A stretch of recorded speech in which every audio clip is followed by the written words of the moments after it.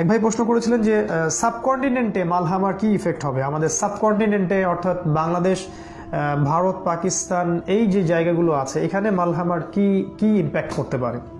দেখুন ভাইয়া, সব কথা তো আমরা আসলে জানি না, আল্লাহ সুবহানাহু ওয়া তাআলাই ভালো জানেন যে এখানে কি ইম্প্যাক্ট পড়বে। তবে ইসলামিক প্রেডিকশন যেটা বলে সেখান থেকে আমি কিছু বলতে পারি। সেটা হলো রাসূল সাল্লাল্লাহু আলাইহি ওয়াসাল্লাম যেহেতু বলেছেন যখন মদিনার গুরুত্ব কমে যাবে, জেরুজালেম সেন্টার স্টেজে চলে আসবে, তখনই শুরু হবে মালহামা।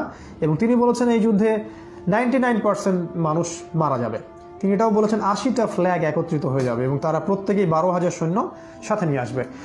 তো সাবকন্টিনেন্টেও যে এর প্রভাব পড়বে না এটা তো মোটেই বলা যায় না, বিকজ সাবকন্টিনেন্টে এমন কিছু কান্ট্রি আছে যারা মালহামায় খুবই গুরুত্বপূর্ণ ভূমিকা পালন করে, খুবই খুবই গুরুত্বপূর্ণ। বিকজ মালহামার পরে আল্লাহ রসুল যেটা বলেছেন যে মালহামায় 80টা দেশ একত্রিত হয়ে যাবে এবং প্রত্যেকটা দেশ 12,000 করে সৈন্য নিয়ে আসবে। মালহামার শেষের দিকে ইমামুল মাহদি ইমার্জ করবেন এবং তিনি মুসলিমদের হাল ধরবেন এবং এই যুদ্ধে প্রায় পৃথিবীর 3 ভাগের 1 ভাগ মানুষ ধ্বংস হয়ে যাবে। এটা নিউক্লিয়ার যুদ্ধ হতে যাচ্ছে। এবং হাদিস থেকে আরও পাওয়া যাচ্ছে যে এই যুদ্ধগুলোতে শেষের দিকে গিয়ে মুসলিমরা কনস্ট্যান্টিনোপল বিজয় করবে এবং তারপর দাজ্জাল ইহুদি যুবকের রূপে আত্মপ্রকাশ করবে এবং ঈসা আলাইহিস সালাম তখন অবতরণ করবেন এবং জেরুজালেম আমরা আবার পুনরুদ্ধার করব। এটা কিন্তু ইসলামিক এসকাটোলজি বলছে। তো এর সাথে সাবকন্টিনেন্টের একটা ঘনিষ্ঠ সম্পর্ক আছে, বিকজ সাবকন্টিনেন্ট থেকেই একটা দল বের হবে যারা কিন্তু ইমামুল মাহদির সাথে কিন্তু যোগ দিবেন। আপনারা এটা জানেন হাদিসটা যে খোরাসান থেকে একটা কালো পতাকাধারী দল তারা বের হবেন। অবশ্যই সেই কালো পতাকাদের দল মানে কিন্তু আইএস নয়, এটা কখনো মনে করবেন না, because ISIS is a force created by Dajjal. এটা সৌদি এবং গলফ কান্ট্রিগুলোর টাকা, আমেরিকান ডলার, ট্রেনিং অস্ত্র নিয়েই মুসলিমদের স্পেশালি শিয়া সুন্নি সিভিল ওয়ারের জন্য এটাকে সৃষ্টি করা হয়েছিল। এর উদ্দেশ্য ছিল মূলত ইসরায়েলের তেলগুলোকে ইসরায়েল যেন কক্ষীভূত করতে পারে এবং তারা এখানে প্রায় 90% সফল। তো যাই হোক, সেটা আইএস নয়, সেটা এমন কোনো দল যেটা খোরাসান থেকে বের হবে। খোরাসান মানে মূলত আফগানিস্তান এবং পাকিস্তানের কিছু অংশ। এখান থেকে একটা মুসলিমদের মুজাহিদ বাহিনী তারা কিন্তু ইমার্জ করবেন, ইমামুল মাহদির সাথে যোগ দিবেন এবং তারা মিলে কনস্ট্যান্টিনোপল বা তুরস্কের ইস্তাম্বুল তারা আবারও বিজয় করবেন। কিছু মানুষ মনে করেন যে ইস্তাম্বুলের যে কনস্ট্যান্টিনোপল বিজয় মোহাম্মদ বিন ফাতেহের সময় হয়ে গেছে। এই প্রেডিকশনটার সাথে আমি মোটেও একমত নই। আর আমি যদি একমত না থাকি তাহলে আমি কিন্তু বলতেই পারি যে আমি একমত নই। আপনার যেমন মত প্রকাশের স্বাধীনতা আছে, যে কোনো মানুষেরই কিন্তু প্রেডিকশন এবং মত প্রকাশের স্বাধীনতা আছে। আর আমরা তো কাউকে বলছি না যে আমাদের মতটাই চূড়ান্ত এবং সেটা আপনি মেনে নিতেই হবে। আপনি তখনই মেনে নেবেন যখন আপনার কাছে মনে হবে যে প্রেডিকশনটা ঠিক আছে। আপনার কাছে মনে হবে যে হ্যাঁ না ঠিক আছে, ভাইয়া ঠিক বলেছে বা ওই ভাইয়া ঠিক বলেছে, তাহলে আপনি মেনে নেবেন, তার আগে নয়। তো যে কিছু ভাইয়ের যে কথা যে কনস্ট্যান্টিনোপল বিজয় হয়েছে মোহাম্মদ বিন ফাতেহের সময়, এটা ঠিক নয়, কারণ এটা হবে মালহামার পরে।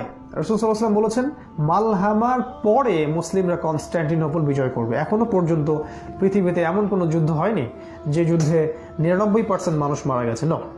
সো সামনে মালহামা আসছে এবং কনস্ট্যান্টিনোপল বিজয়টা সামনে হবে এবং এই বিজয়ে খোরাসানের যে বাহিনী অর্থাৎ কালো পতাকাধারী যে বাহিনী আফগানিস্তান, পাকিস্তান এবং খোরাসান কন্টিনেন্ট থেকে বের হবেন, তারা একটা বড় রোল প্লে করবে, বিশাল রোল প্লে করবেন এবং তাদের ব্যাপারে রাসূল সাল্লাল্লাহু আলাইহি ওয়াসাল্লাম প্রশংসা করেছেন। বলেছেন ফানি'মাল জাইশু জাইশুহা, কতই না উত্তম সেই জাইশ, ফানি'মাল আমিরু আমিরুহা, এবং তাদের আমির কতই না উত্তম আমির। রাসূল সাল্লাল্লাহু আলাইহি ওয়াসাল্লাম তাদের ব্যাপারে প্রচণ্ড প্রশংসা করেছেন এবং তিনি বলেছেন যে এই ফোর্স গিয়ে বাইতুল মাকদাস পর্যন্ত বিজয় করবে, কেউ পৃথিবীর কোনো ফোর্স তাদেরকে আটকাতে পারবে না। সুবহানাল্লাহ। এটা আমাদের কন্টিনেন্টকে বোঝানো হয়েছে, সাবকন্টিনেন্টকে, অর্থাৎ বাংলাদেশ, পাকিস্তান, স্পেশালি আফগানিস্তান, শ্রীলঙ্কা, এই জায়গাগুলোকে মূলত খোরাসান বলা হয়। তো অবশ্যই আপনার যে প্রশ্নটা আছে যে সাবকন্টিনেন্টের সাথে মালহামার কি সম্পর্ক আছে, এটা খুবই প্রেশিয়াস প্রশ্ন, কারণ এটা একটা গভীর সম্পর্ক আছে। যখন মালহামা লঞ্চ হবে, আমি বলেছি এটা হয়তো ইকোনমিক স্লেভারির মাধ্যমে লঞ্চ করা হবে, অথবা পেট্রোডলার মনিটরি সিস্টেমের মাধ্যমে লঞ্চ করা হবে, অথবা আমাদের যে মহামারীটা চলছে এরপরে তারা এমন কিছু ইস্যু বের করবে যেগুলো একটার পর একটা আমাদেরকে মালহামার দিকে নিয়ে যাবে। তো এই সাবকন্টিনেন্টের এই যে ভূমিকা, আমরা কি মনে করছি যে জায়নিস্টরা এই হাদিসগুলো সম্পর্কে জানে না বা তারা কোরআনের এই আয়াতগুলো সম্পর্কে পড়েনি? তারা আমাদের চেয়ে অনেক বেশি স্টাডি করে থাকে, এটা আপনাকে বিশ্বাস করতে হবে। তারা আমাদের চেয়ে বেশি কোরআন এবং হাদিস নিয়ে স্টাডি করে থাকে। তারা জানে যে শেষ জামানায় আফগানিস্তান থেকে সেই বাহিনী বের হবে। এক ভাই আমাকে বলেছিলেন, ভাইয়া আফগানিস্তানে তারা এত কেন হামলা চালায়, যদিও সেখানে তো তেলের কোনো খনি নাই। আমি বলছি যে ভাইয়া, এটা সেই কারণে যে তারা জানে যে সেখানে একটা বাহিনী আছে, যেই বাহিনী তাদের জন্য ভবিষ্যতে পথের কাঁটা হয়ে দাঁড়াবে। তারা মূলত সেই বাহিনীটাকে হত্যা করতে চায়। তারা সেখানকার তেল বা সেখানকার ভৌগোলিকত্বের জন্য আফগানিস্তানে আসেনি, তারা সেখানে সেই বাহিনীকে হত্যা করতে এসেছে। এবং সেই বাহিনীটাকে ডিসকালার করার জন্য তারা ওই রকম লেবাজেরই কিছু বাহিনী তৈরিও করেছে, কালো ফ্ল্যাগওয়ালা, যার ফলে মানুষ ডিসিভড হয়ে যায়, মানুষ বুঝতে না পারে যে আসলেই কোনটা কালো ফ্ল্যাগের বাহিনী। তো যাই হোক, যেহেতু আফগানিস্তানের সাথে তাদের একটা ঘনিষ্ঠ সম্পর্ক আছে মালহামার এবং সাবকন্টিনেন্টের সাথে, এখানে আরেকটা কান্ট্রি আছে, সেটা হলো পাকিস্তান। আমি বাংলাদেশ ইন্ডিয়ার কথা পরে আসছি। পাকিস্তান এমন একটা কান্ট্রি যাদের কাছে মূলত এখন পারমাণবিক ওয়েপন্স আছে। যদিও বা পারমাণবিক ওয়েপন্স আমাদের যুদ্ধে জয়ের মানদণ্ড নয়, আমাদের মালহামায় বিজয়ের মানদণ্ড হবে ঈমান। আমাদের মালহামায় বিজয়ের মানদণ্ডটা হবে ঈমান। আল্লাহ রাসূল বলেছেন, এই যুদ্ধে 3 ভাগের 1 ভাগ মানুষ শহীদ হয়ে যাবে, মুসলিমদের 3 ভাগের 1 ভাগ শহীদ হয়ে যাবে, মুসলিমদের 3 ভাগের 1 ভাগ পালিয়ে যাবে, আল্লাহ পাক তাদেরকে কখনো মাফ করবেন না। তিনি বলেছেন যে এই যুদ্ধে মুসলিমদের একটা অংশ, শেষে ছোট্ট একটা অংশ তারা বেঁচে থাকবে এবং তাদের হাতেই কনস্টান্টিনোপল, জেরুজালেম বিজয় হবে এবং তাদের নেতৃত্ব দিবেন ইমামুল মেহদী। সো আমাদের মানদণ্ড কিন্তু সংখ্যা গরিষ্ঠতা নয়, আমাদের মানদণ্ড নিউক্লিয়ার ওয়েপন্স নয়, আমাদের মানদণ্ড হচ্ছে ঈমান, তাকওয়া, ইহসান, ইসলাম। অবশ্যই ওয়েপন্স, অস্ত্র, বোমা, নিউক্লিয়ার ওয়েপন্স বা মিসাইলস, এগুলো আমাদের প্রয়োজন আছে, একজন অ্যাজ এ মুসলিম কান্ট্রি এটাকে করতে হবে, কিন্তু এগুলো সবকিছুই আমাদের মূল মানদণ্ড নয়। মূল মানদণ্ড হচ্ছে ঈমান এবং তাকওয়া, ইসলাম এবং আল্লাহ ভীতি। তো এই পাকিস্তানের কাছে যেহেতু পারমাণবিক ওয়েপন্স আছে, তো ইসরায়েল কখনোই চাইবে না যে যতক্ষণ পর্যন্ত পাকিস্তানের কাছে পারমাণবিক অস্ত্র আছে এবং ইরানের কাছে পারমাণবিক অস্ত্র আছে, ততক্ষণ পর্যন্ত ইসরায়েল মালহামা লঞ্চ করতে চাইবে না, কখনোই নয়। তারা এত ফুলিশ নয়। তারা এমন কিছু করতে চাইবে যার ফলশ্রুতিতে ইরানের পারমাণবিক অস্ত্রগুলোকে ধ্বংস করা যায় এবং একই সাথে পাকিস্তানের পারমাণবিক ওয়েপন্সগুলোকে ধ্বংস করা যায়। এখন আপনাকে যদি প্রশ্ন করি যে ইরানের পারমাণবিক ওয়েপন্স ধ্বংস করার জন্য তারা কি করছে, বিগত ওয়ার্ল্ড অ্যাফেয়ার্সগুলোকে দেখুন, তাহলেই বুঝতে পারবেন তারা ইরানের উপর কত আক্রমণ করেছে এবং সেটা আমেরিকার কাঁধ দিয়ে করেছে। তারা এটাই করে, তারা মঞ্চে আসে না, পিছন থেকে কাজ করে। আর পাকিস্তানের সাথে যদি তাদেরকে এই ওয়েপন্সগুলোকে ধ্বংস করতে হয়, তাহলে কি করতে হবে? এটার জন্য আপনাকে পিএইচডি করতে হবে না, আপনি খুব সহজেই বলে দিবেন যে তাদেরকে ইন্ডিয়ার থ্রু দিয়ে আসতে হবে। ইয়েস, এক্স্যাক্টলি, ইন্ডিয়ার থ্রু দিয়ে তাদেরকে আসতে হবে এবং ইন্ডিয়াকে তাদেরকে আগে হাত করতে হবে। এর ফলশ্রুতিতেই কিন্তু দেখা যাচ্ছে যে নেতানিয়াহুর সাথে মোদী প্রশাসনের একটা গভীর সম্পর্ক তৈরি হয়েছে। তারা মূলত চাচ্ছে ইন্ডিয়ার হাত দিয়ে পাকিস্তানের ওই পারমাণবিক ওয়েপন্স এবং প্ল্যানগুলোকে ডিস্ট্রয় করা। এর ফলশ্রুতিতে যেটা হবে, পাকিস্তান এবং ইরানের মধ্যে সিভিল ওয়ার লাগিয়ে দেওয়া হবে। অভ্যন্তরীণ যুদ্ধ এবং অভ্যন্তরীণ দ্বন্দ্ব, পলিটিক্যালি হোক, সেটা শিয়া সুন্নির দ্বন্দ্বই হোক না কেন বা বহিঃশক্তির কোনো আক্রমণের মধ্যেই হোক না কেন, এই দুটো কান্ট্রিকে তারা ডিস্ট্রয় করার চেষ্টা করবে এবং আমার মনে হয় তারা সফল হয়েও যেতে পারে।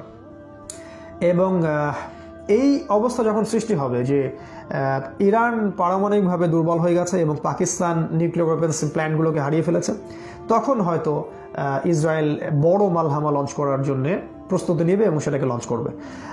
আর বাংলাদেশ এবং আফগানিস্তানের যে ব্যাপারটা আছে, সেটা হলো আফগানিস্তান তাদের কাছে এ ধরনের কোনো ওয়েপন্স না থাকলেও রাসূলুল্লাহ সাল্লাল্লাহু আলাইহি ওয়াসাল্লামের প্রেডিকশন যেহেতু আছে হাদিসের, সেখান থেকেই সেই বাহিনী বের হবে। তারা যতই সেখানে আক্রমণ করুক না কেন, যতই সেখানে বোমা মারুক না কেন, তারা সেখানে সাস্টেইন করতে পারবে না। সেখানে রাসূলের দোয়া আছে, সেখানে আল্লাহর বারাকা আছে এবং সেখান থেকেই সেই দল ইনশাআল্লাহ তাআলা অদূর ভবিষ্যতে ইমার্জ করে জেরুজালেমের পথে যাত্রা করবে এবং সেটা হবে। আমরা তাদেরকে চিনতে পারবো ইমানের থ্রু দিয়ে, ইমানের মাধ্যমে চিনতে পারবো, ইসলামের মাধ্যমে চিনতে পারবো, আমরা তাদেরকে তাদের দৃঢ়তার মাধ্যমে চিনতে পারবো এবং তারা কখনোই তাদের শত্রুর সামনে, সালেমের সামনে তারা কখনো মাথা নত করে দিবে না। এই সব সাইন দেখে আমরা চিনতে পারবো যে তারাই হচ্ছে খোরাসানের সেই দল যাদের সম্পর্কে রাসূল সাল্লাল্লাহু আলাইহি ওয়াসাল্লাম প্রেডিকশন দিয়েছিলেন। বাংলাদেশের ব্যাপারটা হচ্ছে আমরা চারদিক থেকে ট্র্যাপড আছি। আমরা আমাদের ডান দিকে, বাম দিকে, চতুর্দিক থেকেই কুফার রাষ্ট্র দিয়ে আমরা ঘেরা আছি। সো আমাদের বেঁচে থাকা এবং আমাদের জিহাদ এবং আমাদের ইসলামিক উত্থান সবকিছু এই ভৌগোলিক জায়গাতেই হতে হবে, এর বাইরে যাওয়ার সুযোগটা আমাদের নাই। যাদের যাদের সামর্থ্য হবে তাদের উচিত হবে তারা যেন ওই খোরাসানে হিজরত করেন, এবং কারণ জায়গাটার মধ্য থেকে ফোর্স বের হবে, সামর্থ্য থাকলে সেটা করতেও পারেন, এটা একটা ভালো অপশন। আর একটা পর্যায়ে গিয়ে বাংলাদেশ এখানে ইনভলভ হয়ে যাবে, কোনো না কোনোভাবে বাংলাদেশকে এখানে ইনভলভ করা হবে, হতে পারে। আমার প্রেডিকশন হচ্ছে সেটা মিয়ানমার ইস্যু দিয়ে হতে পারে, এটা চান্স আছে। কারণ বাংলাদেশ যে অবস্থায় আছে তারা কখনোই ইন্ডিয়ার সাথে সরাসরি কোনো দ্বন্দ্বে যেতে চাইবে না, কখনোই না। আর আরেকটা ইস্যু হতে পারে বাংলাদেশকে পাকিস্তানের বিপক্ষে ইনফ্লুয়েন্স করানো হতে পারে। এই দুইটা প্রেডিকশন হতে পারে, হয়তো মিয়ানমার এবং রোহিঙ্গা ইস্যু একটা ইস্যু হতে পারে, অথবা পাকিস্তানের সাথে আমাদেরকে আবারও ইনফ্লুয়েন্স করানো হতে পারে যেন আমরা তাদের সাথে কোনো রকম দ্বন্দ্ব বা একটা রূঢ় সম্পর্কের দিকে চলে যাই। কারণ তারা চাইবে না এখানে কোনো মুসলিমদের ইউনাইটেড কমিউনিটি গড়ে উঠুক। আর এই ইস্যুগুলোতে তারা পিছন থেকে আমাদেরকে পেট্রোনাইজ করতে চাইবে বা স্বপ্ন দেখাতে চাইবে। এখানে আমাদের গভর্নমেন্টদের উচিত হবে ইসলামিক প্রেডিকশনগুলো ফলো করে সামনে যাওয়া, কখনোই মুশরিকদেরকে, ইহুদিদেরকে এবং জায়োনিস্টদেরকে বন্ধুরূপে গ্রহণ না করা। তাহলে ইনশাল্লাহ আমরা ডিসিভড হব না। মূলত আমাদের দেশের যুবকদের উচিত হবে সামনের এই সময়গুলোর জন্য নিজেদের প্রস্তুতি গ্রহণ করা এবং চোখ কান খোলা রাখা, এবং এই দাজ্জালীয় মিডিয়া দ্বারা প্রভাবিত না হওয়া। কোরআন এবং হাদিস আমাদেরকে যা বলছে, এটা যেটা প্রেডিক্ট করছে সেটাই চূড়ান্ত, এর বাইরে যা ওরা বলছে সবই মিথ্যা, সবই আই ওয়াশ এবং brain washed. They are the followers of Dajjal, one eyed people. So এই যে প্রশ্নটা আপনি করেছিলেন, সাবকন্টিনেন্টের সাথে আমাদের সম্পর্কটা কি? মালহামার একটা গ্রেট সম্পর্ক আছে, এবং এখান থেকে সেই দল বের হবে যে দলের হাতে বিজয় পতাকা উঠবে। সো ওই দলকে চিনতে হলে আপনাকে ইসলামিক স্টাডি খুব ভালো করে গভীরভাবে করতে হবে, চোখ কান খোলা রাখতে হবে, এবং সেই সময় পর্যন্ত, মোস্ট ইম্পর্ট্যান্ট জায়গাটা আমি বলছি, সেই সময় পর্যন্ত আপনাকে সারভাইভ করতে হবে। This is the biggest point. ওই সময়টা পর্যন্ত এবং ওই সিচুয়েশনটা যেটা রাইজ করছে, এটাকে আপনাকে যেমন পেনিট্রেট করতে হবে, বুঝতেও হবে, এবং আপনাকে সারভাইভ করতে হবে। নিজেকে, নিজের ফ্যামিলিকে, নিজের সন্তানকে, নিজের স্ত্রী সন্তান, আগামী প্রজন্মকে সারভাইভ করাতে হবে। আর এই সারভাইভ করাতে হলে আপনি শহরের মধ্যে থেকে আপনি সেটা করতে পারবেন না, কখনো পসিবল না। দেখেন, এখন কি আমাদের মনে হচ্ছে না যে বিগত কয়েক বছর থেকে বাংলাদেশে, আমি বলে আসছি বিগত কয়েক বছর থেকে, যে সামনের দিনগুলোতে শহরে থাকা আমাদের পক্ষে পসিবল হবে না। আজকে কি আমরা সেটা ফিল করতে পারছি কি না? আমি বলেছি যে কনভেনশনাল ইসলামিক স্কলারশিপ আপনাদেরকে চূড়ান্ত সঠিক কোনো দিক নির্দেশনা দিতে পারবে না, নো, পসিবল না। কনভেনশনাল দারুল উলুমের স্কলারশিপ আপনাদেরকে শেষ জামানা সম্পর্কে কোনো রকম সঠিক দিক নির্দেশনা দিতে পারবে না। তাদের প্রেডিকশন সঠিকতার চেয়ে বেঠিকতার দিকে চলে আসবে, বিকজ তারা মনে করছে এখন অনেক সময় পড়ে আছে, যখন আসবে তখন দেখা যাবে। আপনাকে আনকনভেনশনাল স্কলারশিপে যেতে হবে, এবং ইলমু আখিরুজ জামান বা শেষ জামানার যে ইলম, এগুলো অর্জন না করলে আপনি উম্মাহকে সতর্ক তো করতে পারবেনই না, নিজেও সতর্ক হতে পারবো না আমরা। সো কনভেনশনাল সেকুলার স্কলারশিপ হোক আর কনভেনশনাল ইসলামিক স্কলারশিপ হোক, এই দুইটাই আমাদেরকে চূড়ান্ত গন্তব্য দিতে পারবে না আখিরুজ জামানে। বারবার বলে আসছি আমি বিগত বেশ কয়েক বছর থেকে এবং রিসেন্ট টাইমে, যে আমাদেরকে শহরে থাকা আমাদের পক্ষে পসিবল হবে না। আজকে এই লকডাউন সিচুয়েশন এবং মহামারীর এই ভয়ঙ্কর অবস্থায় আমরা কিন্তু এটা হাড়ে হাড়ে উপলব্ধি করছি। যদি আমরা আজকে থেকে 2-4-5 বছর আগেই কান্ট্রি সাইডের, রুট লেভেলের কান্ট্রি সাইডের কোনো জায়গায় মুসলিম কমিউনিটি করতে পারতাম, 100টা, 50টা, 200টা, 300টা পরিবার মিলে, সেখানে একজন আমির থাকতো, একটা মসজিদ থাকতো, আমাদের কিছু শরিয়া লস চাইলে সেটাও সম্ভব ছিল, এবং সেখানে আমরা ইসলামিক কারেন্সি ব্যবহার করতাম, আমরা কৃষিভিত্তিক অর্থনীতিতে চলে যেতাম, এবং আমরা সেই যে রাসূলুল্লাহ সাল্লাল্লাহু আলাইহি ওয়াসাল্লামের সাহাবীদের যুগের যে ইসলাম এবং সেই যে প্রাকৃতিক পরিবেশ, সেগুলোতে অভ্যস্ত হতে পারতাম, কিন্তু সেটা কিন্তু আমরা ডিলে করেছি। তো আপকামিং যে মালহামার কথা আপনারা বলছেন, এখানে যদি বাংলাদেশের মুসলিমদেরকে সাস্টেইন করতে হয়, সার্ভাইভ করতে হয়, তাহলে অবশ্যই অনতিবিলম্বে যদি আল্লাহ পাক এই গজবগুলোকে রিসেন্টলি তুলে দেন, আমাদের প্রথম ডিউটি হবে, ফার্স্ট অ্যান্ড ফিউরিয়াস ডিউটি হবে, যে আমাদেরকে শহর ছাড়তে হবে। শহর থেকে আমাদেরকে হিজরত করতে হবে এমন কান্ট্রি সাইডের জায়গায়, একা একা নয়, মুসলিম কমিউনিটি নিয়ে। সেটা একটাই হতে হবে সারা দেশে, নট নেসেসারি, সারা দেশের বিভিন্ন জায়গায় হতে পারে, অনেক জায়গায় 10টা-20টা হতে পারে মুসলিম কমিউনিটি, এবং প্রত্যেকটা কমিউনিটির একজন করে লিডার থাকতেই পারেন, কোনো সমস্যা নেই। সামি'না ওয়া আতা'না থাকতে পারে সেখানে, কোরআন এবং সুন্নাহ থাকবে সেখানে, এবং কৃষিভিত্তিক অর্থনীতির দিকে চলে যাবে তারা, এবং তারা সেই যে প্রাচীন যেভাবে মানুষ অভ্যস্ত ছিল প্রাকৃতিক জিনিসগুলোকে ব্যবহার করে জীবন বেঁচে থাকা বা সার্ভাইভ করা, সেভাবে তারা বেঁচে থাকবে, এটা করা উচিত ছিল।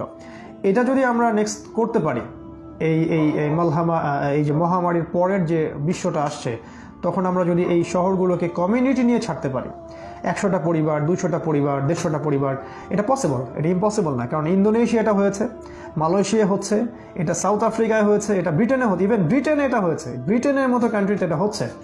এবং সেটা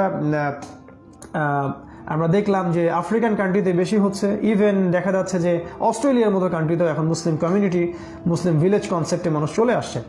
এটা হলো যেটা হবে, আমরা সার্ভাইভ করতে পারবো। আমরা যদি সার্ভাইভ করতে না পারি, তাহলে মালহামায় আমরা অংশ নিতে পারবো না। আপনি আমি পারি না পারি, আপনার আমাদের সন্তান, তাদেরকে সেই মুসলিম ভিলেজের প্রাকৃতিক পরিবেশে এমনভাবে গড়ে তুলতে হবে, ফিজিক্যালি, মেন্টালি, এবং যেন তারা প্রতিকূল অবস্থায় টিকে থাকতে পারে এবং তারা যেন সত্যিকারের মুজাহিদ হতে পারে। সামনের দিনগুলোতে তারা যেন ইসলামের জন্য পতাকা বহন করতে পারে। এইভাবে গড়ে তুলতে হলে আপনি শহরে এটা কখনোই পারবেন না। এই গডলেস ওয়ার্ল্ডে এটা কখনো পারবেন না। আপনি এই ডেমোক্রেটিক সিস্টেমের মধ্যে আপনি পারবেন না। আপনি যদি মনে করেন যে শহরের লাইফ লাক্সারিয়াস, আমি এখানে জান্নাতে আছি, you are living in Disneyland, আপনি স্বর্গে, আপনি হলিউডে বাস করছেন। এক সময় মানুষ আমেরিকাকে মনে করতো প্যারাডাইস। আজকে যারা সেখানে হিজরত করে চলে গেছে, মাইগ্রেট করে মুসলিম কান্ট্রি থেকে, তারা আফসোস করছে যে আমরা কেন এখানে আসলাম। ব্রিটেনে যারা মাইগ্রেশন করে চলে গেছে, তারা আফসোস করছে আমরা কেন এখানে আসলাম। ইউ হ্যাভ যাদের দু চোখ আছে, যারা হৃদয়ের চোখ দিয়ে এবং বাহ্যিক চোখ দিয়ে দেখতে পারেন, তাদের জন্য এই কথাগুলো যে শহরগুলোকে ছাড়তে হবে। সামনে আমাদের শহর কেন্দ্রিক জীবন ব্যবস্থা থেকে বের হয়ে আমাদের কান্ট্রি সাইডে বড় জায়গা কিনে 50টা, 60টা, 100টা, 200টা মুসলিম ফ্যামিলি নিয়ে সেখানে হিজরত করার চেষ্টা করতে হবে, সার্ভাইভ করার জন্য, সাস্টেইন করার জন্য, এবং সমস্ত প্রাকৃতিক বিষয় নিজেদেরকে অভ্যস্ত করার জন্য, এবং ইসলামিক যে জামায়াত এবং আমির, এই সিস্টেমের মধ্যে চলে আসতে হবে। তখন দেখা যাবে আগামীতে ইনশাআল্লাহ আমাদের সন্তানরা ওই সময়ে সার্ভাইভ করতে পারবে যখন সারা ওয়ার্ল্ডে মালহামা লঞ্চ হবে।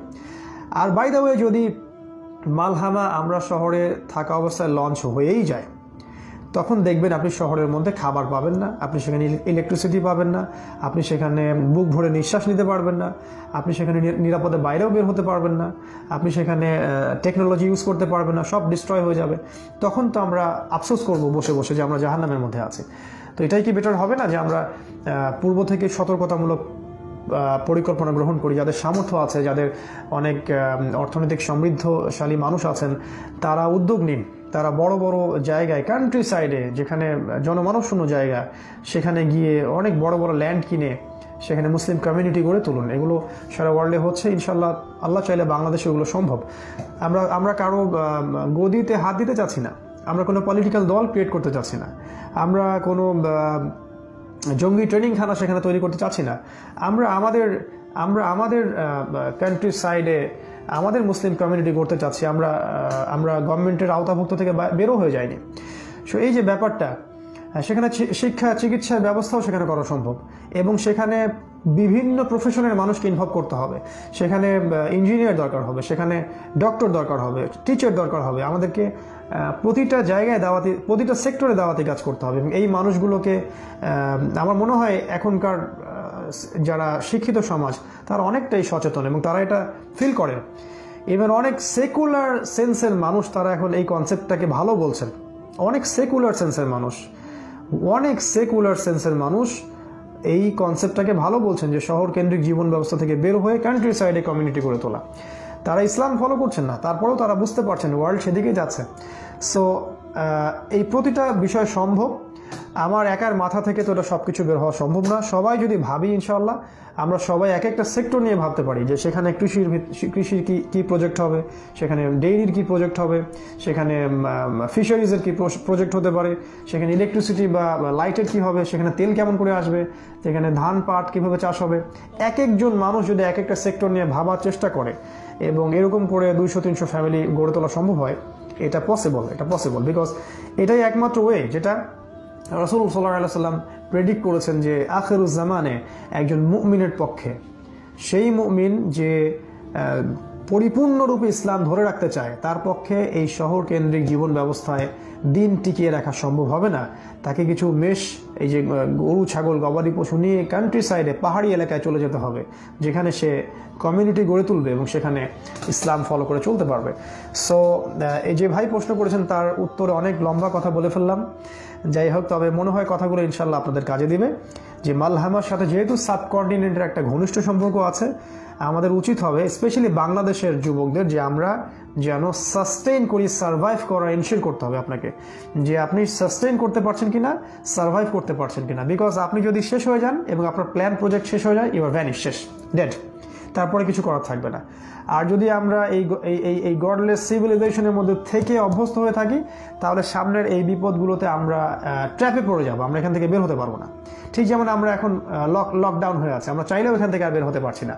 ঠিক আছে, ঠিক মালহামায় তাহলে কি অবস্থা হতে পারে তাহলে চিন্তা করুন। যখন সারা ওয়ার্ল্ডের মধ্যে যুদ্ধ লেগে যাবে, তখন আমরা চাইলেও স্কিপ করতে পারবো না। তাই যা করার দ্রুত করতে হবে। হয়তো লকডাউন উঠে যাবে ইনশাআল্লাহ, এই মহামারী ইনশাআল্লাহ আল্লাহ পাক তুলে নেবেন। সামনে আরো বড় বড় আসছে আর কি, এটা আমাদের প্রেডিকশন। সামনে আরো বড় বড় ইস্যুগুলো আসবে, এটা আমার প্রেডিকশন, এবং হাদিসে এগুলোর দলিল আছে। সো এই চান্সগুলোকে আমরা যেন কাজে লাগাই, যেন আমরা কান্ট্রি সাইডে হিজরতের ব্যাপারে চেষ্টা করি। যদি পসিবল হয় খোরাসানে হিজরত করুন, যদি পসিবল না হয় অ্যাটলিস্ট আপনার দেশের কান্ট্রি সাইডে রুট লেভেলে চলে যান। Leave the cities, leave the towns and go to the countryside and build a Muslim community over there. এটা হবে সবচেয়ে বেটার সলিউশন আমার জানা মতে। এছাড়াও যদি কোনো বেটার সলিউশন থাকে তাহলে সেটাও আপনারা ভাবতে পারেন, কারণ একজনের মাথা থেকে সব কিছু বের হবে না, এটাই স্বাভাবিক। এটা আমার প্রেডিকশন, আমার মত, এবং আমি নিজেও এটার জন্য প্রস্তুতি রাখি মানসিকভাবে। তবে একা কোনো কিছু করা সম্ভব নয়, আমাদেরকে কমিউনিটি করতে হবে, এবং এমন কমিউনিটি যারা ইসলামকে সর্বোচ্চ অগ্রাধিকার দিবে এবং তারা কোনো অবস্থাতেই বাতিলের সাথে আপোষ করবে না। তাদের কাছে দিন হবে সবচেয়ে প্রেশিয়াস। তারা খাবার কষ্ট, থাকার কষ্ট, অন্যান্য কষ্ট সহ্য করে হলেও সেই জায়গায় সার্ভাইভ করার জন্য, দিন শান্তি মতো পালন করার জন্য তারা হিজরতের জন্য প্রস্তুত থাকবে। তারা তাদের জবকে সামনের দিকে টেনে নিয়ে আসবে না, তারা তাদের ফ্যামিলি, জব, স্ট্যাটাস, বাড়ি গাড়ি এগুলোকে এর প্রতিবন্ধক রূপে দাঁড় করাবে না। আমরা ওই সব মুসলিমদেরকে খুঁজছি। সো এই হলো আপনার মালহামার সাথে সাবকন্টিনেন্টের ব্যাপারটা। এখানে পাকিস্তানের রোলটা খুব ইম্পর্টেন্ট হবে, এই কারণেই তারা পাকিস্তানকে ডিস্ট্রয় করার চেষ্টা করছে, এবং ইন্ডিয়ার মধ্য দিয়ে তারা পাকিস্তান এবং বাংলাদেশে অনেক বেশি অপারেশন চালাবে, এবং এইদিকে তারা মিয়ানমারের থ্রু দিয়ে বাংলাদেশে একটা চাপ প্রয়োগ করতে পারে। আর একটা বিষয় হলো যে খোরাসানে তারা জিততে পারবে না, কারণ খোরাসানে রাসূল সাল্লাল্লাহু আলাইহি ওয়াসাল্লামের বারাকা এবং দোয়া আছে। তারা সেখানে যত কিছুই করুক না কেন, সেখান থেকেই সেই বাহিনী বের হবে যারা ইমামুল মাহদির সাথে যোগ দিবেন সামনের মালহামায়। আমাদের উচিত হবে সার্ভাইভ করা। সার্ভাইভ করতে হলে কি করতে হবে, আমি কিছু পয়েন্ট আমার ক্ষুদ্র জ্ঞানে আপনাদের সাথে শেয়ার করলাম। বাকিটা আপনারা চিন্তা করবেন কিভাবে সার্ভাইভ করবেন, কারণ এই সময়গুলো সামনে আসছে, বেশি দেরি নেই। হয়তোবা ইনশাআল্লাহ, আল্লাহু আ'লাম, আল্লাহ ভালো জানেন, হয়তোবা এই মহামারীর পরে তারা এমন কিছু ইস্যুকে নিয়ে আসবে সারা ওয়ার্ল্ডের সামনে, যে ইস্যুগুলো আমাদেরকে অর্থনৈতিক মন্দা এবং অর্থনৈতিক গৃহযুদ্ধের দিকে নিয়ে যাবে, এবং এর ফলশ্রুতিতে বিভিন্ন দেশের সাথে একটা চরম সাংঘর্ষিক অবস্থায় চলে যাবে। এই সময় হয়তোবা তারা মালহামা লঞ্চ করতে পারে। আল্লাহ ভালো জানেন, আল্লাহু আ'লাম বিসসাওয়াব। তবে ইন্টারন্যাশনাল অ্যাফেয়ার্স এবং ইসলামিক প্রেডিকশন সেদিকে আমাদেরকে ইঙ্গিত করছে। আল্লাহ পাক আমাদেরকে বোঝার তৌফিক দান করুন। আজকে অনেকগুলো প্রশ্নের উত্তর দেওয়া হলো, আরও অনেকগুলো প্রশ্ন আমার কাছে আছে। ইনশাআল্লাহ আমি অল্প করে কিছু করে আপনাদের সাথে উত্তরগুলো দেওয়ার চেষ্টা করব। আপনারা ভিডিওসগুলো অন্যদের সাথে শেয়ার করুন। আইডিয়াগুলো যদি ভালো লাগে আপনারাও এগুলো নিয়ে ভাবুন, চিন্তা করুন, এবং ইলমু আখিরুজ জামান নিয়ে আপনারা সবাই পড়াশোনা করুন, হিস্ট্রি পড়ুন, ইসলামিক অ্যাফেয়ার, ইসলামিক যে কোরআন সুন্নাহ নলেজ, এর সাথে ওয়ার্ল্ড অ্যাফেয়ার্সকে মিলিয়ে সামনে যাওয়ার চেষ্টা করুন। অর্থনীতি নিয়ে পড়াশোনা করুন, পলিটিক্যাল সায়েন্স নিয়ে পড়াশোনা করুন। তখন দেখবেন যে আপনার কোরআন এবং সুন্নাহর সাথে আপনি এগুলোকে মিলাতে পারছেন, এবং সারা ওয়ার্ল্ডের যে ঘটনাগুলো এগুলো আপনার দু চোখ দিয়ে আপনি রিড করতে পারছেন। আপনার নূর এবং বাসিরা দিয়ে আপনি দূর পর্যন্ত দেখতে পারছেন যে কী হতে যাচ্ছে সারা ওয়ার্ল্ডে।